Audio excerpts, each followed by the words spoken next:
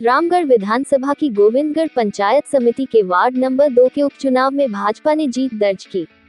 चुनाव प्रक्रिया के दौरान उपखंड अधिकारी सुशीला मीणा एवं थानाधिकारी ताराचंद शर्मा मय जाब्ते के मौजूद रहे और मतगणना स्थल पर पुलिस का जाब्ता तैनात रहा।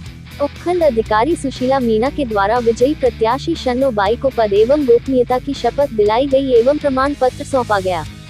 पंचायत समिति गोविंदगढ़ के वार्ड नंबर 2 से निर्वाचित प्रेम कौर की मृत्यु हो जाने के बाद यहां पर उपचुनाव कराए गए थे, जिसमें यहां पर 4 प्रत्याशियों के द्वारा नामांकन दर्ज कराए गए थे, जिसमें भाजपा की शन्नो बाई, संतोष बाई निर्दलीय, पूजा बाई निर्दलीय, शिमली बाई निर्दलीय के रूप में अपना भाग आजमाया। चुनाव प्रक्रिया में कांग्रेस पार्टी अपना प्रत्याशी खड़ा करने में यहां विफल रही थी, लेकिन कांग्रेसी कार्यकर्ताओं में टिकट मांगने के बाद भी टिकट नहीं मिलने पर यहां मायूसी नजर आई। चुनाव प्रक्रिया में 9 मई को मतगणना के दौरान पहले चरण की मतगणना में शन्नो बाई ने संतोष बाई पर 212 मतों की बढ़त बना ली थी। दूसरे चरण में यह बढ़त 197 मतों की रह गई। तीसरे चरण में यह बढ़त घटकर 39 मतों की रह गई।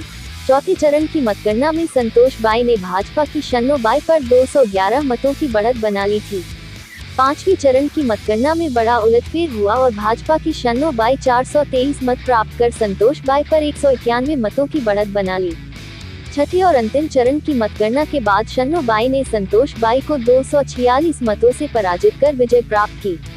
इस जीत के बाद भाजपा के कार्यकर्ताओं में खुशी की लहर दौड़ पड़ी, पर भाजपा नेता सुखवंत सिंह ने सभी भाजपा पदाधिकारियों एवं कार्यकर्ताओं का मुंह मीठा कराते हुए सभी को जीत की बधाइयां दी।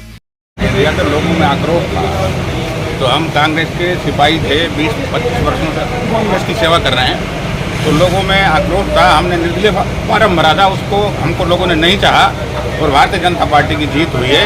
ये कांग्रेस का क्या एजेंडा था, क्या था, मुख्य धारा क्या थी, क्या करना चाह रहे थे, इसलिए उन्होंने इंडिपेंडेंस को ही समर्थन दिया था और उन लोगों की हार हुई है और भारतीय जनता पार्टी हमसे चुनाव जीत गई। तो क्या कारण है, क्यों सिंबल पार्टी यहाँ पर नहीं दे पाई? सिंबल ना देने का कारण यह था कि जो बैसाखी राम मेरा चचेरा भाई ये पूर्व सरपंच है, पिछली बार उनकी कांग्रेस के टिकट पे हार हुई थी। अब की बार वो कांग्रेस का टिकट उनको मिलता तो वो चुनाव जीतते। अगर वो जीत जाते तो ओबीसी के कैंडिडेट थे, वो प्रधान की दावेदारी करते। ये कारण था कि उसको ना टिकट ना देना और हमारे कार्यकर्ताओं में फूट हो गई और बीजेपी की जीत हो गई। तो अब आने वाले समय में विधानसभा चुनाव भी आ रहा है, इस चीज़ का क्या फर्क किस तरह से देखते हैं? क्योंकि अभी तो मैं कांग्रेस का सदस्य हूँ, कांग्रेस का सिपाही हूँ। विधानसभा चुनाव को 6 महीने अभी बाकी हैं, 6 महीने बाद विधानसभा के चुनाव होने। इस चुनाव से क्या मैसेज जा रहा है कि क्या बीजेपी फाइटिंग में है, यहाँ पर बीजेपी जीत रही है?